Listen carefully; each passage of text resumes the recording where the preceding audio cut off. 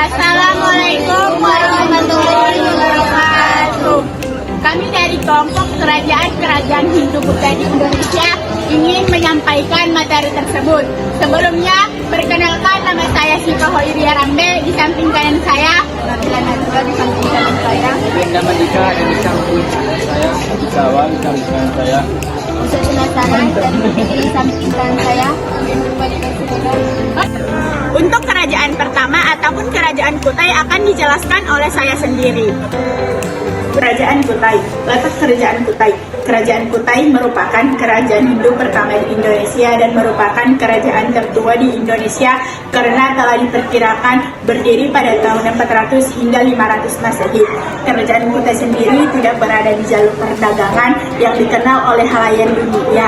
Namun, kerajaan Kutai sangatlah strategis sehingga dapat mempunyai hubungan yang baik dengan dunia luar meskipun tidak terletak di dalam jalur perdagangan.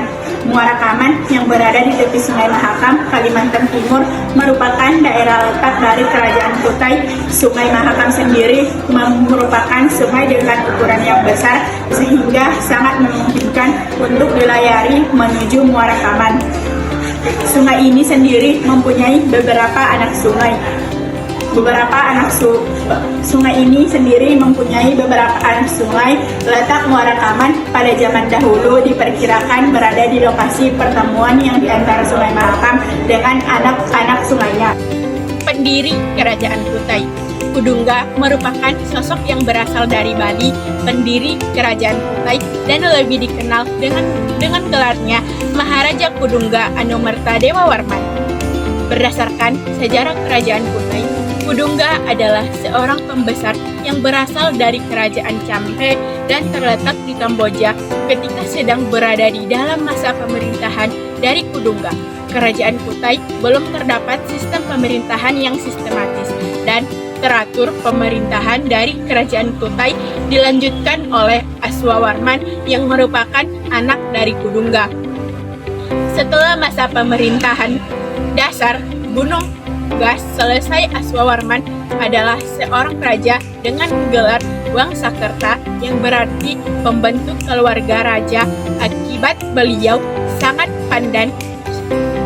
Prasasti Kerajaan Kutai, kerajaan yang mempunyai nama Kutai Martapura dengan ditandai adanya prasasti yupa sebanyak 7 prasasti yupa tersebut terpahat dengan adanya tugu batu menolak atau andesit. Sendiri mempunyai ciri khas tulisan aksara Palawa dengan menggunakan bothit yang berada pada bagian atas dari aksara. Bentuk dari prasasti ini adalah tugu atau tiang batu dengan ukuran kurang lebih setinggi 1 meter. Fungsi dari tiang yang telah ditancapkan di atas tanah tersebut adalah untuk prasasti lambang kebesaran dari rajanya serta untuk mengikat hewan pada saat upacara keagamaan. 7 prasasti yupa berada di dalam satu lokasi yang sama sering disebut sebagai prasasti Mulawarman. Prasasti Kutai umumnya bahasa prasasti yupa ke-1 bahasa Sanskerta dengan jumlah 12 barisan tulisan di dalam prasasti tersebut. Disebutkan terkait dengan silsilah keluarga dari Sri Maharaja Kudungga yang telah dikaruniai anak sejumlah 3 orang. Anak yang terkemuka di antara ketiga anak tersebut adalah Aswawarman, terkenal dengan raja yang kuat, baik, dan berkuasa. Sedangkan prasasti yupa kedua menggunakan bahasa Sanskerta dengan 8 baris tulisan. Di dalam prasasti ini disebutkan terkait dengan Raja Mulawarman yang telah memberikan kaum Brahmana 20.000 ekor sapi. Kemudian di dalam prasasti yupa ketiga mempunyai 8 baris tulisan yang menjelaskan terkait dengan kebesaran serta kebaikan dari Raja Mulawarman. Sedangkan prasasti yupa yang keempat tidak menampilkan tulisan yang sama karena telah terhapus, meskipun seperti itu bentuk dan sama karena telah sama dan masih tersisa kepala aksara terletak di bagian atas tulisan. sumber kerajaan Kutai terkait dengan masa Raja Mulawarman yang telah dijelaskan di dalam prasasti Yupa. Kelima, prasasti ini sendiri mempunyai 4 tulisan, sedangkan prasasti Yupa yang keenam mempunyai baris yang bertanda sebagai kesimpulan kepada kaum Brahmana. Terakhir adalah prasasti Yupa ke-7 yang mempunyai 8 baris dan menjelaskan terkait dengan kisah dari Raja Mulawarman. Prasasti ini telah menjelaskan terkait dengan kekuatan Raja Mulawarman yang telah mampu menaklukkan raja-raja yang menguasai.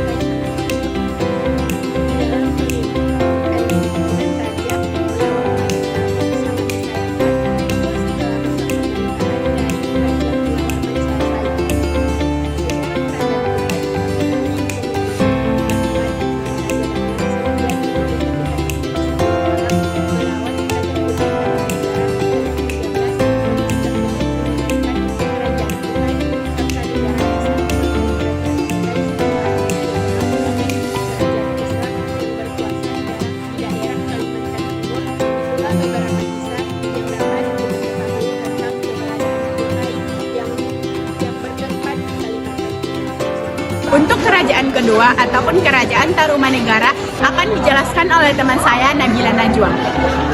2. Kerajaan Tarumanegara. Kerajaan Tarumanegara berpusat di tepi sungai Citarum, Jawa Barat. Kerajaan ini didirikan bukan oleh orang lokal, namun oleh seorang bangsawan asal Selankayana, India yang bernama Maharishi Jayasinghawarman. Akibat kekacauan dan penjajahan yang dilakukan oleh Maharaja Samudragupta dari kerajaan Magadha, India, Jayasinghawarman melarikan diri dan kerajaan yang bercorak Hindu ini dibentuk oleh Jayasinghawarman. Pasca ia diterima oleh Raja Dewawarman ke-8 dari kerajaan Salankanegara. Setelah dinikahkan dengan putri Raja Dewawarman ke-8, Cahayasinghawarman kemudian membuka wilayah kekuasaan baru hingga ke daerah yang kini dikenal sebagai Bekasi dan diberi nama Kerajaan Taruma.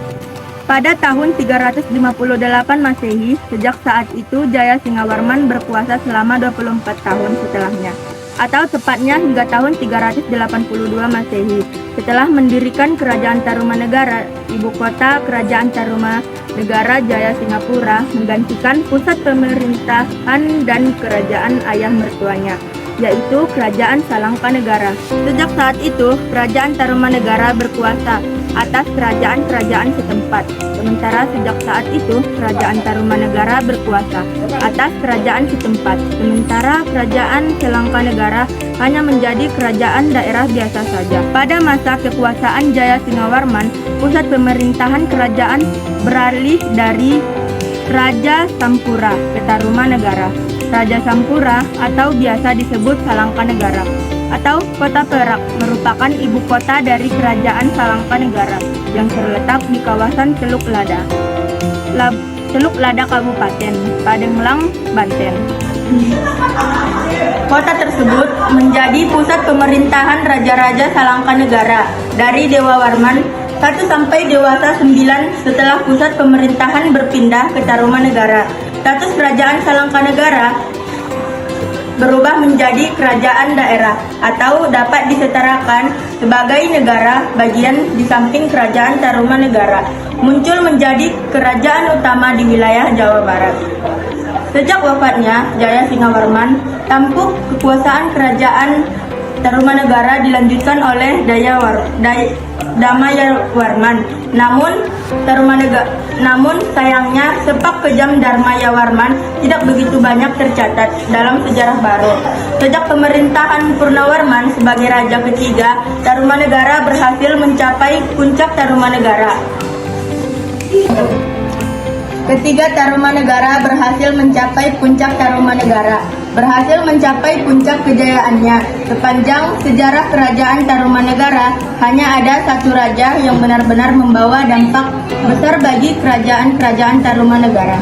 Kerajaan Tarumanegara mencapai puncak kejayaannya pada masa pemerintahan Purnawarman yang merupakan raja ketiga.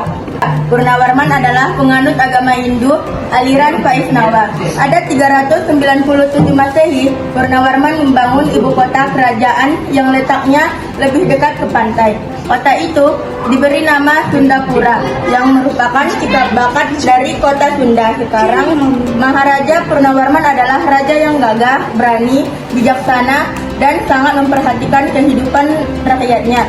Pada masa pemerintahannya dilakukan penggalian Sungai Gomati sepanjang 12 km untuk menghindari dari bencana alam seperti banjir atau kekeringan pada musim kemarau. Perekonomian di kerajaan ini juga maju dibuktikan dengan raja yang memberikan sedekah 1000 ekor sapi kepada para Brahmana. Penduduknya hidup dengan cara bertani dan sistem pemerintahannya pun sudah teratur. Di bawah kekuasaannya pula ada 48 kerajaan daerah yang dikuasai Tarumanegara. Wilayahnya meliputi hampir seluruh Jawa Barat, mulai dari Banten, Jakarta, Bogor, dan Cirebon. Tidak hanya memperkuat politik dalam negeri, Purnawarman juga aktif dalam kegiatan yang berhubungan dengan politik luar negeri. Berkat keahliannya dalam berdiplomasi, Purnawarman berhasil membangun hubungan diplomatik dengan kerajaan-kerajaan dari Tiongkok. Dengan demikian, perdagangan internasional antara kerajaan Tarumanegara dan Tiongkok dapat berjalan dengan baik. Selain urusan perdagangan, bidang pelayaran yang dapat menghubungkan masyarakat di kedua wilayah itu pun berhasil dicapai sebagai akibat dari hubungan diplomatik ini. Sepanjang keberlangsungan pemerintahannya, kerajaan Tarumanegara meninggalkan beberapa bukti sejarah yang kemudian bisa dijadikan sumber sejarah bagi para sejarawan hingga hari ini. Bukti peninggalan sejarah kerajaan Tarumanegara ini dapat ditemukan dalam wujud yang beraneka ragam seperti prasasti arka dan karya sastra. Sebagai kerajaan yang memiliki pendiri yang berasal dari tanah Hindustan, kerajaan Tarumanegara pun tak luput dari praktik ibadah yang berdasarkan ajaran Hindu. Berdasarkan catatan Fahien, pada tahun 414 Masehi, belum banyak penduduk yang menganut ajaran Buddha. Sementara penganut Hindu berhasil mendominasi di kependudukan kerajaan Tarumanegara. Di bawah kekuasaan Purnawarman, kerajaan Tarumanegara pernah melakukan ritual persembahan hewan ternak sebanyak 1000 ekor sapi kepada dewa, sebagaimana yang terekam dalam prasasti Tugu. Kerajaan Tarumanegara mulai kehilangan pengaruh yang kuat sejak diperintah oleh kepemimpinan Raja ke-12 Linggawarman yang berkuasa sejak 616 Masehi. Setelah 3 tahun berkuasa, Linggawarman meninggal dunia sehingga kekuasaan yang dipegangnya pun harus diserahkan kepada menantunya, yaitu Tarif. Bahwa kekuasaan Tarumanegara tidak dilanjutkan oleh Tarusbawa karena ia lebih memilih untuk kembali ke wilayah asalnya, kerajaan Sunda yang sebelumnya berada di bawah kekuasaan kerajaan Tarumanegara. Bagi Tarusbawa, kerajaan Tarumanegara sudah tidak memiliki pengaruh besar seperti masa lampau, sehingga dianggap sudah usang. Ia mulai berencana untuk mendirikan kekuatan baru bertumpuan kerajaan Sunda, kerajaan asalnya. Tarusbawa juga berusaha mengalihkan pusat kekuasaan kerajaan Tarumanegara kepada kerajaan Galuh yang juga berada di bawah kekuasaan kerajaan Tarumanegara. Menarik diri dari kekuasaan kerajaan Tarumanegara akibat perebutan kekuasaan pasca kematian Linggawarman, sisa-sisa keruntuhan wilayah kerajaan Tarumanegara akhirnya terpecah menjadi 2 kerajaan, yaitu kerajaan Sunda dan kerajaan Galuh. Kerajaan Sunda dan kerajaan Galuh meneruskan perjalanan kerajaan Tarumanegara dengan pemerintahan masing-masing yang mana dipisahkan oleh Sungai Citarum yang membentang di antara kedua reruntuhan ini pun didukung pula oleh gempuran dari luar, di mana pada saat itu Kerajaan Majapahit mulai berusaha menyerahkan dan menaklukkan Tarumanegara. Untuk kerajaan yang ketiga akan dijelaskan oleh teman saya, Anggi Nurpadila, yaitu Kerajaan Pajajaran. Yang ketiga, Kerajaan Pajajaran. Kerajaan Pajajaran atau Kerajaan Sunda merupakan kerajaan Hindu yang terletak di Parayangan, Sunda. Pakuan berasal dari kata Pakuhuan yang mengartikan sebuah kota. Di masanya, para masyarakat Asia Tenggara terbiasa untuk menyebut sebuah kerajaan dengan nama ibu kota dan dari beberapa catatan yang ditemukan. Kerajaan Pajajaran dibangun pada tahun 923 Masehi oleh Sriwijaya Bupati seperti yang ada pada sebuah prasasti Sayang Tapak. Berlokasi di kampung Pangcalikan dan juga Bantar Muncang di Sungai Cetati, Cibadak, Sukabumi. Dari segi geografisnya, Kerajaan Pajajaran ada di Parayangan, Sunda dan Pakuan menjadi ibu kota Sunda. Tercatat oleh Tom Perez tahun 1530 Masehi dalam Sumu Oriental. Di sini tertulis jika ibu kota kerajaan Sunda memiliki sebutan Daya atau Dayeu yang membutuhkan waktu 2 hari perjalanan dan Kalapa yang sekarang menjadi Jakarta. Sebelum didirikannya Kerajaan Pajajaran, ada beberapa kerajaan yang sudah terlebih dahulu didirikan, yakni Kerajaan Tarumanegara, Kerajaan Sunda, Kerajaan Galuh, dan juga Kerajaan Kawali. Kerajaan Pajajaran ini tidak bisa dilepas dari beberapa kerajaan tersebut, sebab Pajajaran merupakan kerajaan lanjutan dari beberapa kerajaan tersebut. Dalam sejarah tertulis jika pada akhir tahun 1400 Masehi, Majapahit kondisinya semakin lemah dan pemberontakan serta perebutan kekuasaan di antaranya saudara terjadi berulang kali. Saat jatuhnya Prabu Kartabumi, para pengungsi dan kerabat kerajaan Majapahit mengungsi. Raden Baribin yang merupakan saudara dari Prabu Kartabumi diterima dengan tangan terbuka oleh Raja Dewa Niskala serta menikah dengan Ratna Ayu Kirani yang merupakan salah satu putri Raja Dewa Niskala. Raja juga menikah dengan salah satu seorang dari keluarga pengungsi rombongan Raden Baribin tersebut.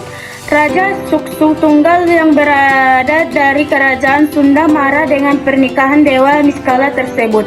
Dewa Niskala dianggap sudah melanggar aturan dan aturan tersebut sudah ada sejak peristiwa Bubat yang berisi jika orang Sunda atau Galuh tidak boleh dan dilarang menikah dengan orang yang berasal dari keturunannya. Majapahit. Peperangan hampir saja terjadi dari dua raja yang merupakan desan tersebut.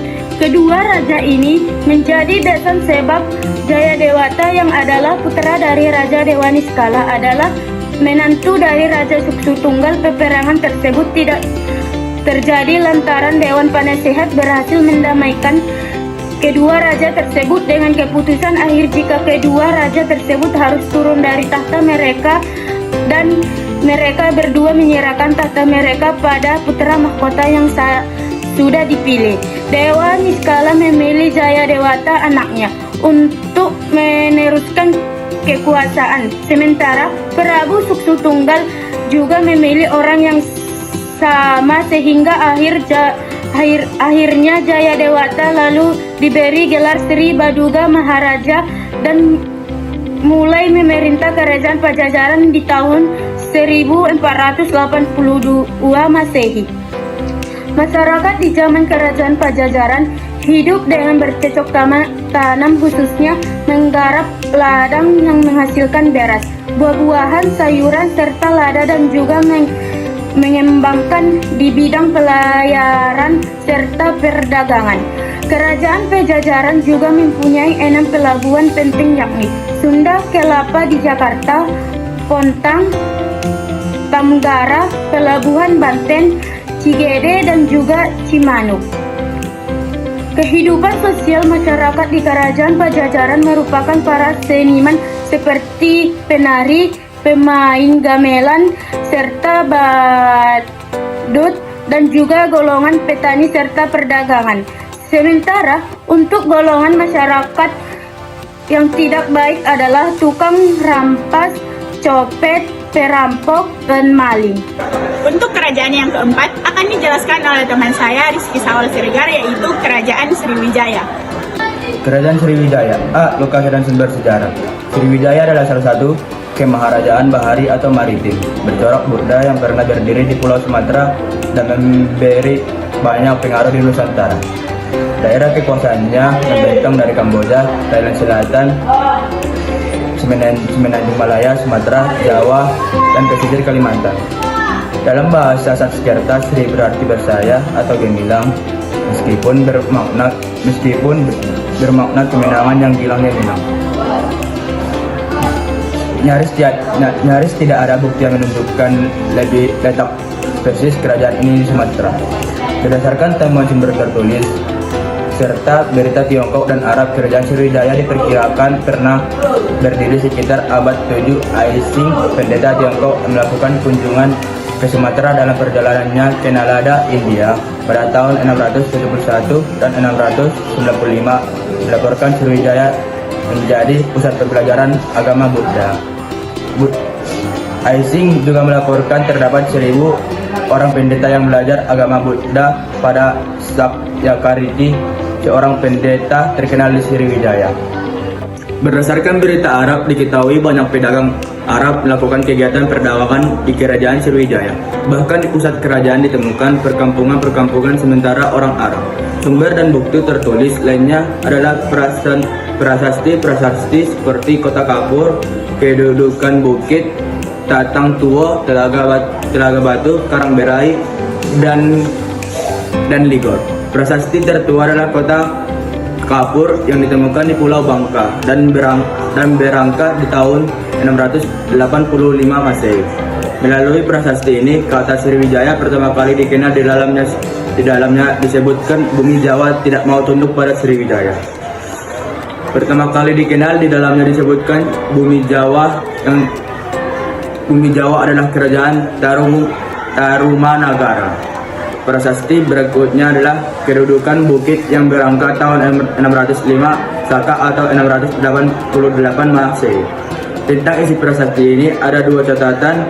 Pertama, kendati Dapunta yang berhasil memperluas kekuasaan Sriwijaya dari hasil perjalanan tersebut, jumlah tentara yang sebegitu banyak masih bisa disangsikan kebenarannya. Kedua, Minang Tambuan adalah sebuah daerah pertemuan antara Sungai Kampar kanan dan Sungai Kampar kiri.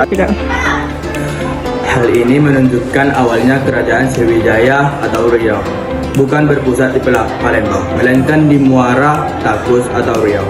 Pernyataan ini didukung temuan arkeolog berupa stupa di Muara Takus atau Kabupaten Kampar, Riau. Penguasaan dan pemindahan ibu kota ke Palembang dimaksudkan agar Sriwijaya mudah menguasai daerah-daerah sekitarnya seperti Bangka, Jambi, dan Jawa Barat atau Tarumanegara. Oleh jalur kunci perdagangan seperti Selat Sunda, Selat Bangka, Selat Malaka, dan Laut Jawa bagian barat. Prasasti lainnya menyebut nama Dapunta Hyang atau beristrikan Soban Kencana, putri kedua dari raja terakhir Tatang Tuo atau 684 Masehi. Di dalamnya disebutkan tentang selesainya pembangunan sebuah taman oleh Dapunta Hyang Jayanasa yang diberikan nama Sukri Serta. B. Kondisi sosial politik kerajaan. Berdasarkan tulisan pada prasasti Ligor pada tahun 775 Masehi, disebutkan Raja Sriwijaya dalam masa itu mendirikan pelabuhan di Semenanjung Melayu di dekat Ligor. Ia juga membangun sejumlah bangunan suci agama Buddha. Masyarakat Sriwijaya sebagian besar hidup dari perdagangan dan pelayaran. Letaknya strategis, yaitu berada di jalur perdagangan antara India dan Tiongkok. Hal ini menjadi salah satu faktor Sriwijaya berkembang menjadi kerajaan maritim yang penting di Sumatera, bahkan menjadi pengendali jalur perdagangan antara India dan Tiongkok. Hasil bumi yang diperdagangkan antara lain kemenyan, lada, damar, penyu, dan barang-barang logam seperti emas dan perak dan garing gajah. Orang Arab bahkan menyebut aneka komoditas lain seperti kapur barus, kayu gaharu, cengkeh, pala kapulaga, garing emas dan timah. Sementara itu, pedagang asing menukar barang-barang tersebut dengan keramik, kain katun, dan sutra. Sriwijaya harus terus menjaga dominasi perdagangannya dalam rangka menjadi monopoli perdagangan. Sriwijaya menggelar ekspedisi militer untuk menaklukkan bandar pelabuhan pesaing di kawasan sekitarnya dan menyerang kiri Kelantan, Pahang, Jambi, dan Sunda misalnya berhasil ditaklukkan dan menjadi kerajaan-kerajaan bawahan Sriwijaya. Dengan banyaknya kerajaan bawahan Sriwijaya menikmati banyak upeti pada akhir abad 9, kerajaan Sriwijaya telah berhasil menguasai seluruh jalur perdagangan di Asia Tenggara, seperti Selat Sunda, Selat Malaka, Selat Kalimantan, dan Tanah Genting, Kra atau wilayah Thailand dan Myanmar. Rakyatnya hidup dengan aman dan makmur. Kerajaan ini mencapai zaman keemasan di bawah Raja Bala Putra Dewa yang berkuasa sekitar pertengahan abad 850-an Masehi. Raja ini menjalin hubungan dengan kerajaan-kerajaan di luar wilayah Indonesia, terutama kerajaan-kerajaan India, Benggala, dan Kolamandala, dan Kekaisaran Tiongkok. Ringkasnya, kemajuan yang pesat dari kerajaan Sriwijaya didukung oleh adanya beberapa faktor sebagai berikut. A. Letaknya strategis, yaitu berada di jalur perdagangan antara India dan Tiongkok. B. Menguasai jalur-jalur perdagangan seperti Selat Malaka, Selat Sunda, Semenanjung Melayu, dan Tanah Genting Kra. 3. Hasil-hasil buminya seperti emas, perak, dan rempah-rempah menjadi komoditas perdagangan yang berharga. Armada lautnya kuat karena menjalin kerjasama dengan armada laut kerajaan-kerajaan di India dan Tiongkok. Pendapatan melimpah dari upeti raja-raja yang ditaklukkan, cukai terhadap kapal-kapal asing dan barang dagangan serta hasil buminya sendiri. Raja-raja Sriwijaya selalu tampil sebagai pelindung dan penganut agama yang taat. Tidak mengherankan agama Buddha berkembang pesat. Sriwijaya bahkan tercatat sebagai pusat agama Buddha atau Mahayana yang penting di Asia Tenggara dan Asia Timur. Hal ini pernah ditulis seorang pendeta Tiongkok, Aising, yang sempat tinggal 4 tahun di Sriwijaya untuk menerjemahkan kitab suci agama Buddha. Aising menyebutkan adanya seorang pendeta Buddha terkenal bernama Sakyakirti. Selain itu, menurut berita di Tibet, seorang pendeta bernama Achika datang dan tinggal di Sriwijaya pada tahun 1011 sampai 1023 Masehi dalam rangka belajar agama Buddha dan seorang guru bernama Dharmapala. Sriwijaya mengalami kemunduran sekitar abad 11 yang antara lain disebabkan oleh sebagai berikut. 1. Serangan kerajaan Medang Kamburan, Jawa Timur di bawah Raja Dharmawangsa pada tahun 1900 Masehi. Saat itu Sriwijaya diperintah oleh Raja Sudaminawardewar. Meski tidak berhasil, serangan ini cukup melemah Sriwijaya. 2. Serangan kerajaan Kolamandala dari India pada tahun 1023 Masehi dan 1030 Masehi. Tidak ada sumber tertulis tentang sebab-sebab terjadinya serangan tersebut, tetapi diperkirakan masalah politik dan persaingan perdagangan. 3. Negara-negara yang pernah ditaklukkan seperti Ligor, Tanah Genting Kra, Kelantan, Pahang, Jambi, dan Sunda satu persatu melepaskan diri dan kekuasaan Sriwijaya. Hal ini tentu saja berakibatkan pada kemunduran ekonomi dan perdagangan. 4. Terdesak oleh kerajaan Sriwijaya yang mengembangkan kekuasaan sampai Semenanjung Malaya. 5. Serangan Majapahit pada tahun 1477 Masehi dan berhasil menaklukkan Sriwijaya. Sejak itu berakhirlah kekuasaan Sriwijaya. Untuk kerajaan yang kelima, yaitu kerajaan Kalingga. 5. Kerajaan Kalingga. A. Lokasi dan sumber sejarah. Kalingga adalah kerajaan bercorak Buddha di Jawa Tengah yang berdiri sekitar abad 7. Nama Kalingga berasal dari sebuah nama kerajaan yang terdapat di wilayah India Selatan. Lokasinya masih diperdebatkan. Kemudian di sekitar Blora dan Cepu atau Jawa Tengah. Sumber sejarah kerajaan ini kebanyakan diperoleh dari sumber Tiongkok, tradisi atau kisah setempat, dan naskah cerita parahyangan yang disusun berabad-abad kemudian. Sumber-sumber manuskrip Tiongkok ditulis pada masa dinasti Tang oleh Qixing yang menyebut kerajaan ini dengan nama Holing atau Kalingga dan berlokasi di Coko atau Jawa. Di dalam catatan itu disebutkan misalnya hal-hal sebagai berikut. 1. Kalingga terletak di Jawa, tepatnya di Laut Selatan. Kerajaan ini berada di antara Kamboja di sebelah utara, Bali di sebelah timur, dan Sumatera di sebelah barat. 2. Ibu kota kerajaan pada waktu itu dikelilingi benteng yang terbuat dari tonggak kayu. 3. Raja tinggal di istana. Kerajaan yang tersusun atas bangunan bertingkat yang besar, mempunyai atap dari daun aren serta singgasana dari gading gajah. 4. Penduduknya pandai membuat arak dan nira pohon kelapa. 5. Selain gading gajah dan cula, kerajaan ini menghasilkan banyak barang tambang berupa perak dan emas. 3. Pada tahun 664 Masehi, di Holing datang seorang pendeta Tiongkok yang bermaksud menerjemahkan kitab suci agama Buddha. Sampainya di sana, ia membuat bantuan dari pendeta Holing bernama Danapraha. Hal ini menunjukkan kerajaan ini memiliki peran penting dan pengembangan agama Buddha.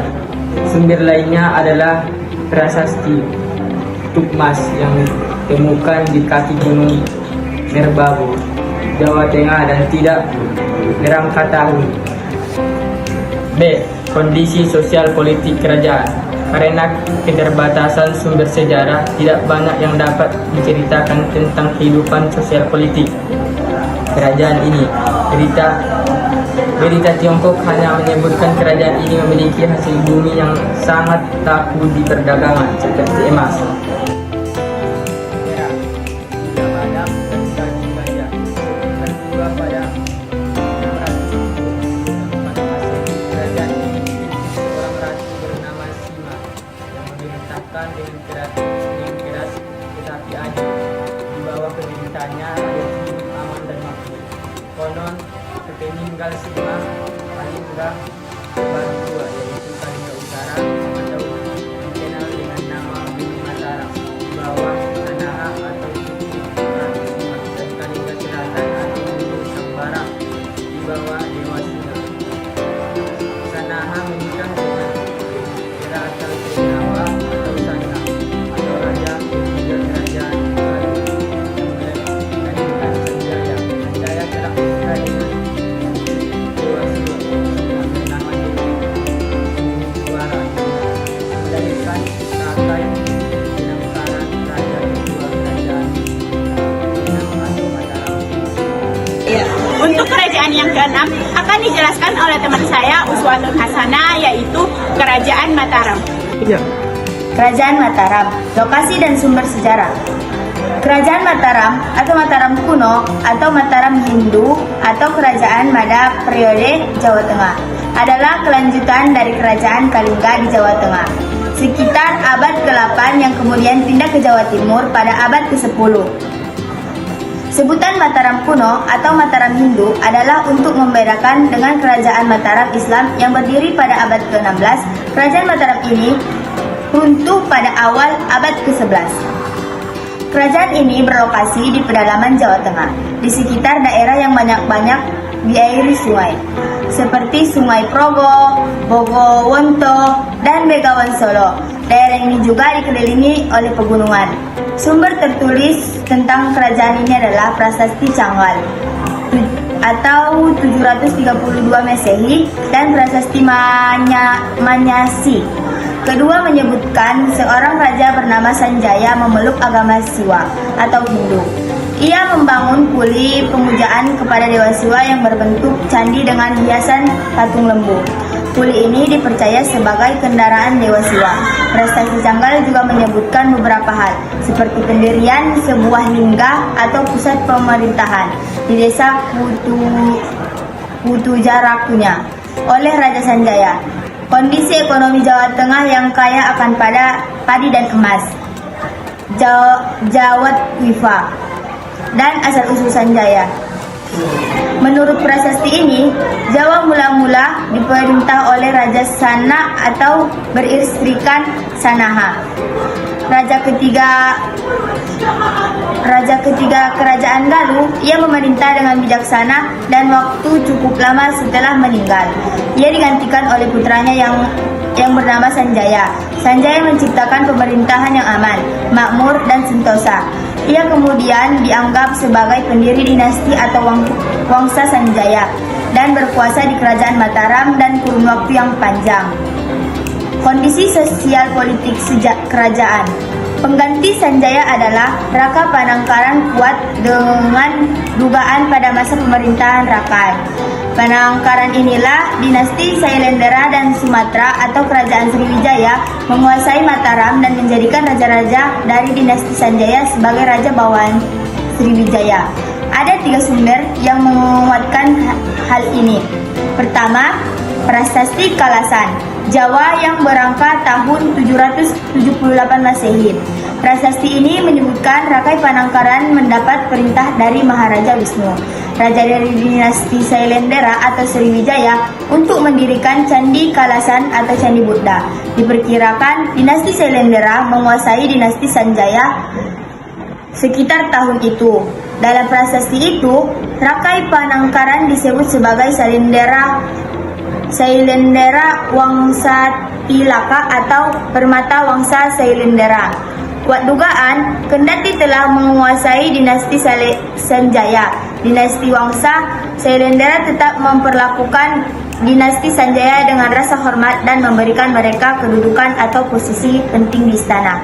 Kedua, Prasasti Kota Kapur atau Sumatera. Berdasarkan prasasti ini, Sriwijaya telah menguasai bagian selatan Sumatera, Pulau Bangka dan Belitung, hingga Lampung. Prasasti ini juga menyebutkan Srijayansa atau Dapuntah Hayam telah melancarkan ekspedisi militer untuk menghukum bumi Jawa Barat. Karena bumi Jawa tidak mau tunduk pada Sriwijaya, bumi Jawa yang dimaksud adalah Kerajaan Tarumanegara.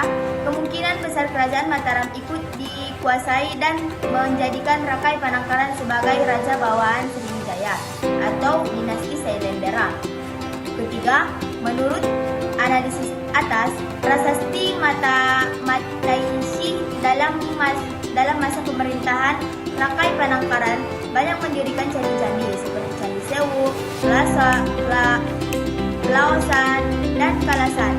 Dilihat dari struktur bangunannya, candi-candi tersebut bercorak agama-agama Buddha. Buddha adalah agama yang dianut dari Kerajaan Sriwijaya. Kuat dugaan, Rakai Panangkaran pindah ke agama Buddha adalah agama yang dianut dari Kerajaan Sriwijaya. Kuat dugaan, Rakai Panangkaran pindah ke agama Buddha ketika Mataram dikuasai dinasti Sailendra atau Sriwijaya. Kendati demikian, di bawah dinasti Sailendra, toleransi beragama di Mataram tetap terjaga. Bangunan-bangunan candi menunjukkan hal tersebut, contohnya candi-candi di wilayah Jawa Tengah, bagian utara bercorak Hindu, sedangkan candi di wilayah Jawa Tengah, bagian selatan bercorak Buddha. Menurut prasasti Flora, 782 Masehi, sepeninggalan Rakai Panangkaran, Mataram diperintah oleh Raja Daharanindra atau Raja Indra memerintah pada tahun 782 sampai 812 Masehi dari Wangsa Sailendra. Setelah Daharanindra, kekuasaan diwariskan kepada Raja Samarakrawira. Raja Samarakrawira mempunyai 2 orang putra bernama Samaraktunga dan Balaputradewa. Pada masa pemerintahan Samaraktunga, dibangun candi terkenal yaitu Borobudur. Ia menikah dengan putri Raja Darmasetu dari Sriwijaya yang kemudian melahirkan seorang putri bernama Pramodawarni. Pramodawarni kelak menikah dengan waris tahta dari dinasti Sanjaya bernama Rakai Pikatan. Sepeninggal Samartungga, sempat terjadi perebutan kekuasaan antara Pramodawarni dan Raka Pikatan di satu sisi dan Balaputradewa di sisi lain. Ambisi Rakai Pikatan dari dinasti Sanjaya untuk menjadi raja menjadi pemicu konflik tersebut. Balaputradewa merasa berhak sebagai penerus dinasti Sailendra. Sedangkan Rakyat Pikatan menganggap Mataram milik dinasti Sanjaya, Balaputradewa kalah lalu menyingkir ke Sumatera atau Sriwijaya, tempat asal kakek dan buyutnya, dinasti Sailendra. Dengan demikian, setelah berkuasa lebih dari 1 abad, sejarah Wangsa Sailendra di Jawa pun berakhir. Balaputradewa menjadi raja di Sriwijaya sekitar pada tahun 850-an Masehi di bawah pemerintahannya. Sriwijaya mencapai zaman keemasan. Selanjutnya, pada masa Rakyat Pikatan, kekuasaan Mataram meluas sampai meliputi seluruh Jawa Tengah dan Jawa Timur. Semangat kebudayaan Hindu dihidupkan kembali dengan membangun candi Hindu yang besar, yaitu Candi Prambanan. Setelah Rakyat Pikatan, penguasaan Mataram berturut-turut adalah Raka Kayuwangi, Raka Watu Umalang, dari Galuh konon pernah menyerang Bali. Daksa memerintah tahun 919 Masehi dan menyelesaikan penggunaan Candi Prambanan yang telah dimulai oleh Raka Pikatan. Tulodhong dan Wawa pemerintah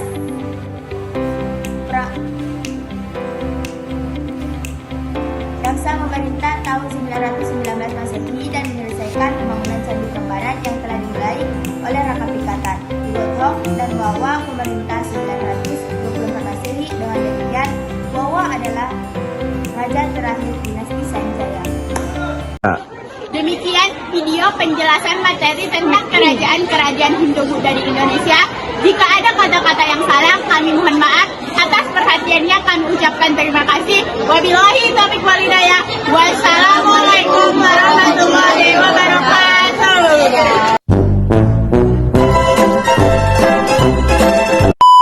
Hindu pertama di Indonesia non merupakan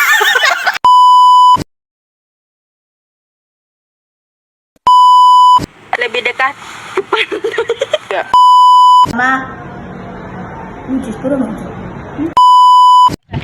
menunjukkan bahwa ketika Raja maaf atas perhatiannya.